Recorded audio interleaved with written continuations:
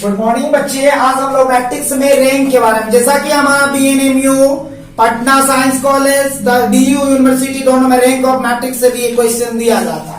हम सीधे चलते हैं रैंक ऑफ मैट्रिक्स में। पहले माइनर और कोफैक्टर हम पहले से जानते हैं कि माइनर क्या होता है, कोफैक्टर क्या होता है। अगर हम किसी मैट्रिक्स का रैंक निकालना हो तो सबसे पहले उसका माइनर और कोफैक्टर पे चर्चा करते हैं, जबकि माइनर और कोफैक्टर हम पहले ही पढ़ चुके हैं। सीधे आपको ले चलते एक मैट्रिक्स लेते हैं, उसका माइनर मानते हुए रैंक निकालने के लिए देखते हैं, जिसके भी एक थ्योरम है।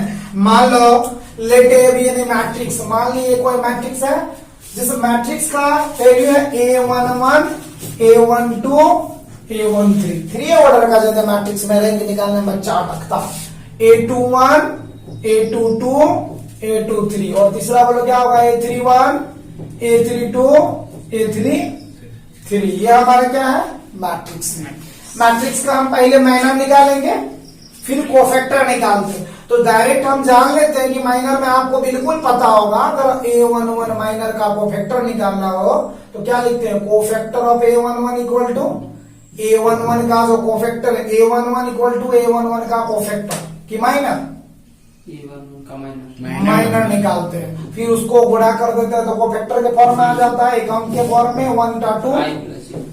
फिर जिसको ढक लेते हैं ये दोनों का multiple A22, A23, A32, A33। Similarly करते हैं तो आपको माइनर पता है। एक अगर इसका let minor of this matrix, ये आपका मैट्रिक्स है, इसका माइनर तो निकालने आता है मेरे 1 लेते उसको ढकिए तो लेट माइनर को हम मान ही लेते। Let minor of this matrix की कोफैक्टर मानोगे, माइनर के बाद कोफैक्टर निकालते हो, -1 करके +1 कर देता हूँ, माइनर होता है कि तुम्हारा कोफैक्टर होता है। पहले माइनर निकालते हैं फिर उसके बाद कोफैक्टर निकालते हैं। कोफैक्टर निकालते जब +-1 से गुणा करते हैं। इसलिए माइनस की चर्चा नहीं करेंगे तो हम अभी माइनर मान के चलते हैं। A11 है, दूसरा माइनर कितना है, A12, तीसरा A13, फिर A21, A22, A23, A31, A32, A33।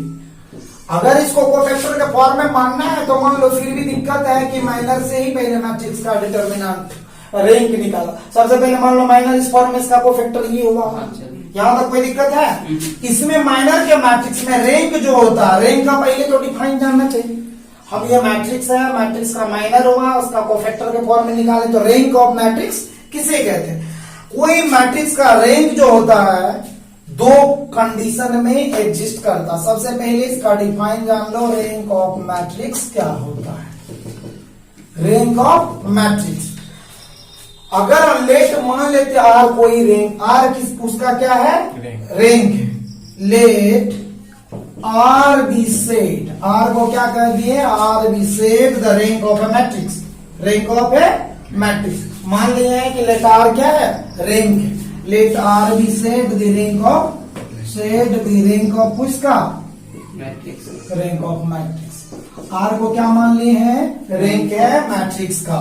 तो नंबर कंडीशन फर्स्ट में आता है, there exist at least one minor.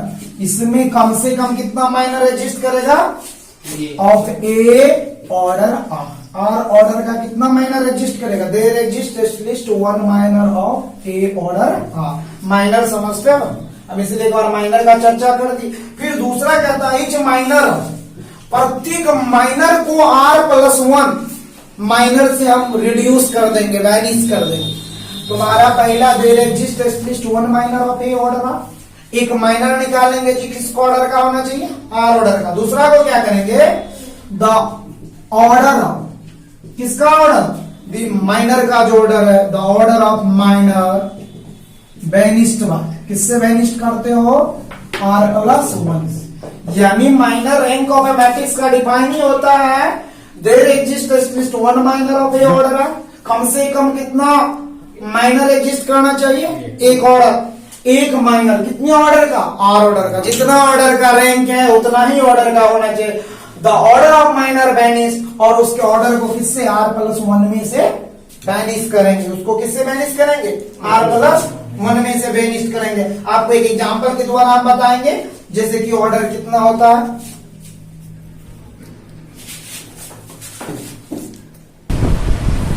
अगर तुम्हारे पास रैंक निकालना किसी मैट्रिक्स का आ जाए तो यहाँ पर्टिकुलरली दो केस आएगा, या तो सिंगुलर मैट्रिक्स होगा या नन सिंगुलर हो। अगर तुमको मैट्रिक्स का रैंक निकालने के तो या तो सिंगुलर मैट्रिक्स का रैंक निकालोगे या नन सिंगुलर। सिंगुलर मैट्रिक्स किसको कहते हो बताओ? A equal to zero, determinant zero हो जाए उसको कोई मैट्रिक्स होगा या तो सिंगुलर या तो उसके अलावा कुछ हो ही नहीं सकता। तो कंडीशन देखेंगे कि मेरे पास अगर सिंगुलर मैट्रिक्स आया, अगर matrix A equal to zero आए, या तो ऐसा मैट्रिक्स होगा तो रैंक की कंडीशन में कितना होगा, इस कंडीशन में रैंक कितना होगा, जितना ऑर्डर का है A, यानी मैट्रिक्स का रैंक का जो वैल्यू ऑर्डर का वैल्यू क्या होगा, ग्रेटर देन क्या होगा, A से बड़ा होगा उसका रैंक, ऑर्डर n का रैंक का ऑर्डर क्या होगा, n से बड़ा होगा। बस यदि लेस है तो उस कंडीशन में क्या होगा, मैट्रिक्स इज ग्रेटर और इक्वल टू 1, इसके बराबर होगा। जब किससे बड़ा हो, A का मान 0 से बड़ा हो, उस कंडीशन में ऑर्डर कितने होंगे, 1 से बड़ा कुछ भी हो, या 2 हो या 3 हो, ये फिक्स नहीं रहता, इसलिए रैंक में माइनर। कोई मैट्रिक्स हम लेते हैं कि बड़ा हो गया तो 0 से छोटा के लिए कंडीशन तो मैट्रिक्स माइनस में आ रहा है, बड़ा हो या बराबर हो तो इस कंडीशन में छोटा है तो इसके लिए ओमिट करना पड़ेगा, टर्म को ओमिट करना पड़ेगा, वो तो टर्म ओमिट करना बनाना पड़ता है। देखो ना एग्जांपल लेते पहले बहुत इसका निकालो मैट्रिक्स रैंक निकाल के दिखा देता हूँ। एक दो एग्जांपल हम पेश करके आपको रैंक निकालने के लिए आपके एग्जाम में भी आते हैं, जैसे कि 2017 का एक क्वेश्चन लेकर के देखते हैं। इसका ऑर्डर बहुत आसान है, लेट A इक्वल टू कोई मैट्रिक्स मान लो, इसका मान लो 1 2 3, दूसरा है 2 3 4, फिर है क्वेश्चन 0 2 2, ये तो मेरे पास क्वेश्चन मिलेंगे। सबसे पहले इसका क्या करोगे, तुम निकाल के देखो कि इसका रैंक कितना होने वाला, इस मैट्रिक्स का कितना होने वाला। ऑर्डर पता रहेगा तभी रैंक में जाएंगे। सबसे पहले ऑर्डर पता करने के लिए डिटर्मिनेंट A निकालना होगा, निकालो, बोलो इसका डिटर्मिनेंट A कितना होगा, 1 into 6 minus 2 वो ऑर्डर नहीं काटूंगा, ये माइनर के ऑर्डर -2 गुणा कर दिया, 6 -2 into 4 minus 0 4 minus 0 plus 3 4 minus 3 4 minus 0 4 minus 3 4 minus 0। अब आपको निकालो कितना आने वाला, -2 माइनस 8 2 10 दो बचा। माइनर ऑफ ऑर्डर है जो है A का वैल्यू 0 के बराबर है, पूरा डिटरमिनेंट 0 के बराबर है नहीं है, तो इस कंडीशन में पूछेगा at least 1 non zero minor of order, कम से कम नॉन जीरो ऑर्डर कितना हो रहा बताओ, ऑर्डर 2 ना हो रहा, 2 ना यही ऑर्डर होता है।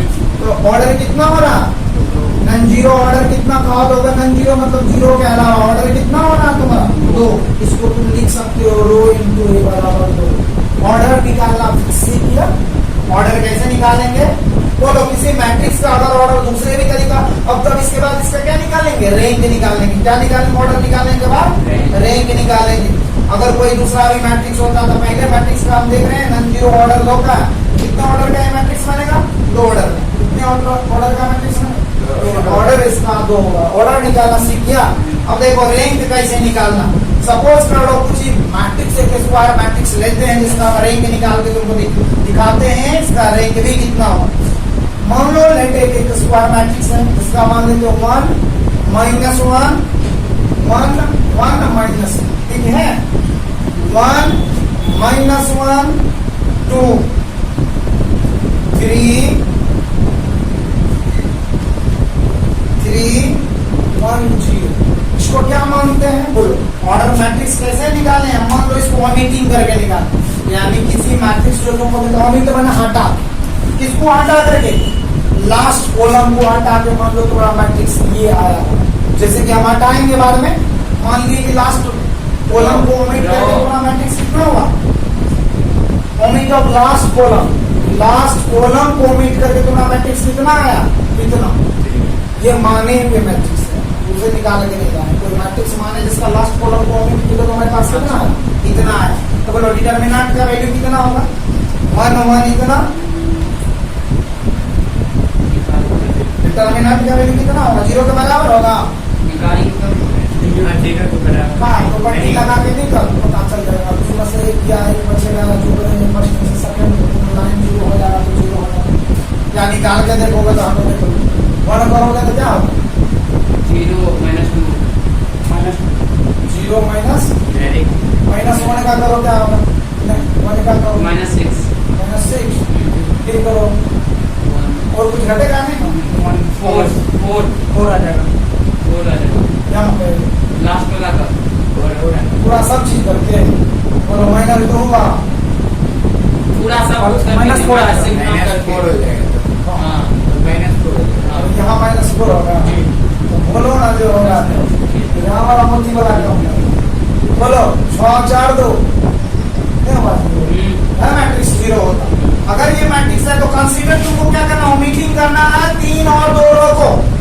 ओमिट किसको करेंगे, 3 और यानी 3 - 2 रो फर्स्ट रो या 4 सेकंड कॉलम को तुम क्या करते हो, ओमिट करते हो। बताओ क्या होगा, ओमिटिंग ऑफ, ओमिटिंग किसको करो बताओ, 3 and 2 रो। क्या इसका मतलब समझ रहा हो, फर्स्ट रो उसके बाद कॉलम का मान कर लो 4 और इस कॉलम को सेकंड कॉलम को, तो बोलो गिवन मैट्रिक्स क्या बनेगा, कौन लिखना है मुझे। और मीट करते हैं 3 और 2 रो को, 4 और 2 कॉलम को, तो मैट्रिक्स क्या बनेगा, सोच के बताओ।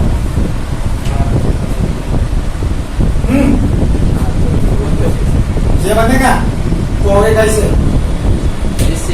ओमिट कर रहे हो थर्ड और सेकंड रो को, बोलो थर्ड रो कौन है,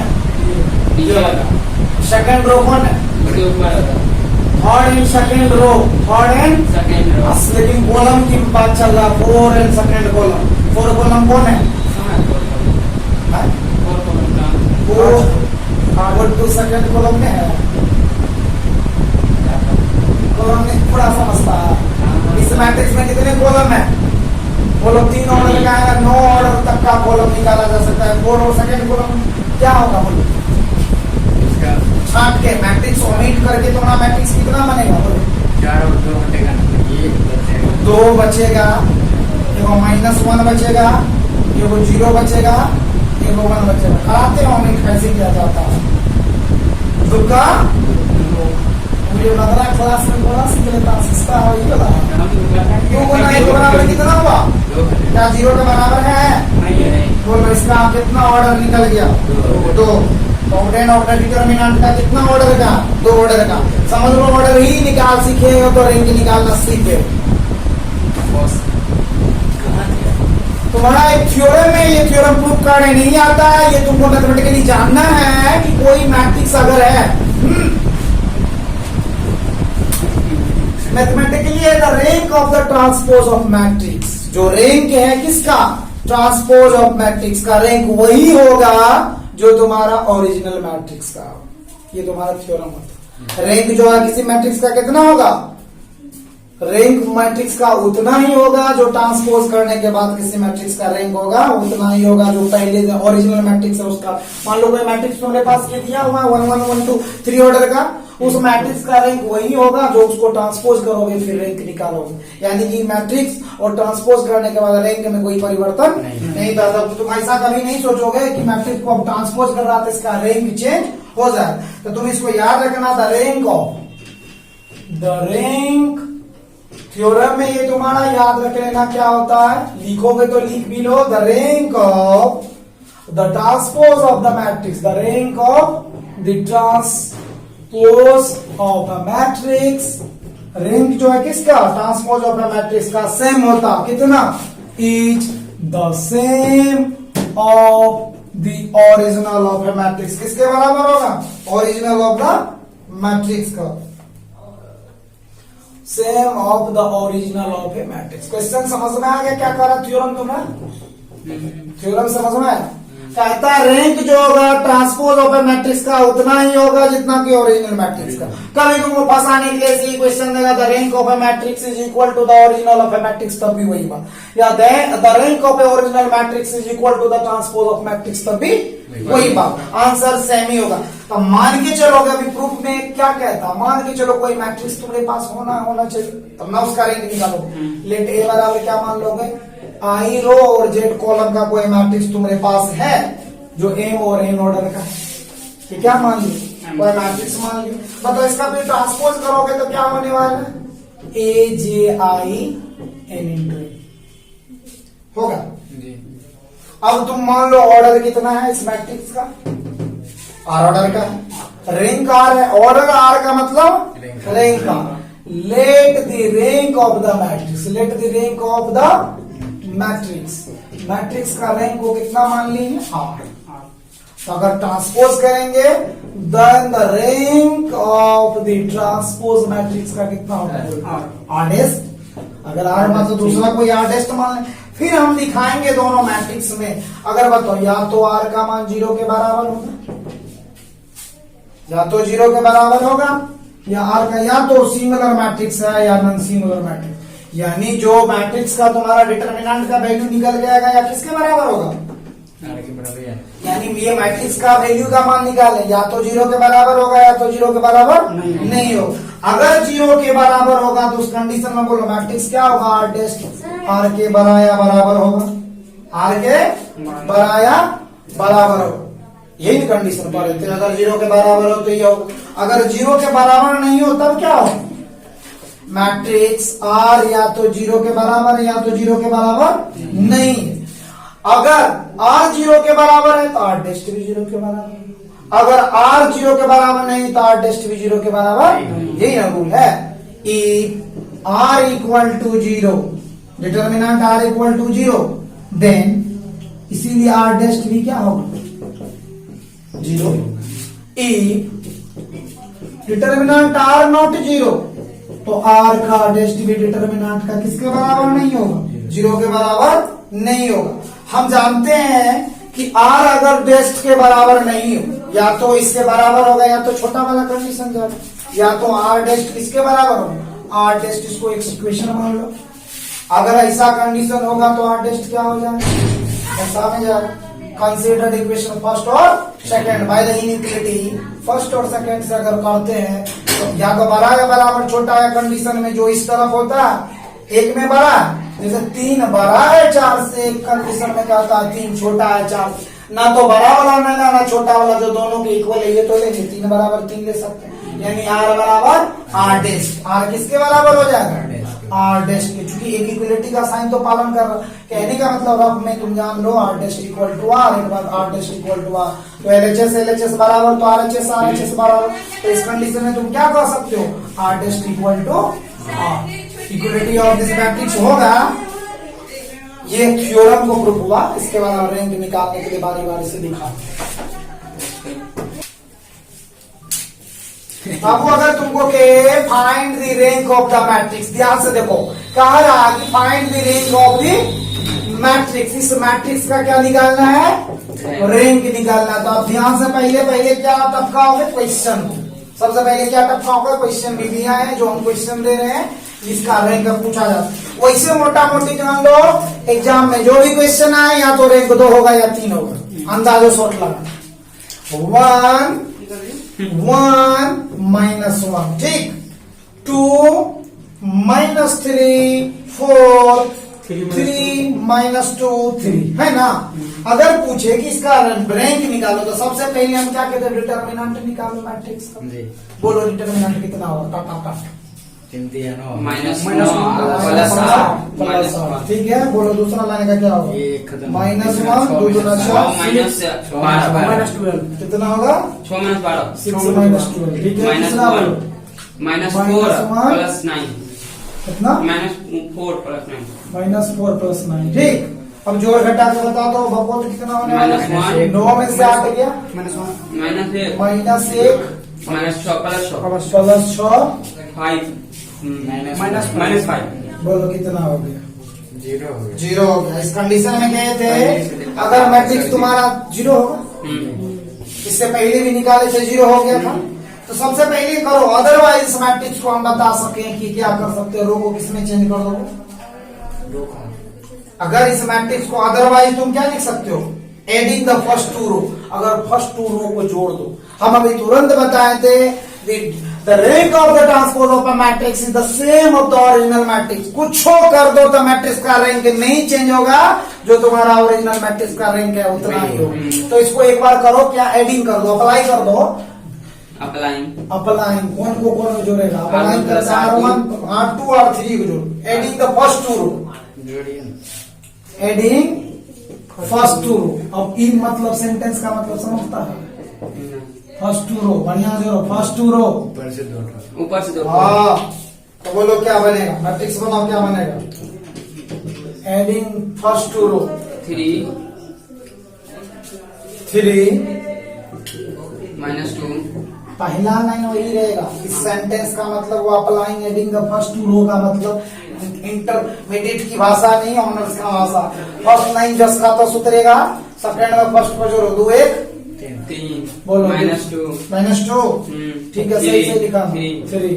इस लाइन को लिखाओ, क्या लिखाओ, वही ना, क्या होगा 3 -2 3 3 मतलब सेम हो गया, यानी 0। मतलब वो बनाने चलता है। तो अप्लाइंग एडिंग फर्स्ट रो का मतलब ये हुआ, जब बड़े क्लास में अगर करते हैं तो क्या करते हैं, R1 में R2 tense to R1 plus R2, जबकि ऑनर्स के भाषा में तुम्हारा कुछ अलग चीज लग रहा है।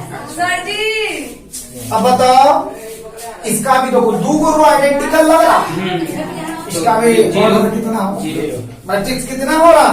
अब तुम क्या कर सकते हो, सबसे पहले देखो 1 माइनर ऑफ ऑर्डर 2 ऑर्डर का कोई माइनर लिखाओ, कैसे लिखाओगे, हम इससे पहले भी यही बात कर रहे थे। 2 ऑर्डर का क्या निकालना, minor of the order 2, minor और नॉट को फैक्टर, बोलो माइनर ऑफ ऑर्डर 2, डबल 1 3 -2 1 और क्या होगा 3 2 -2 बढ़िया।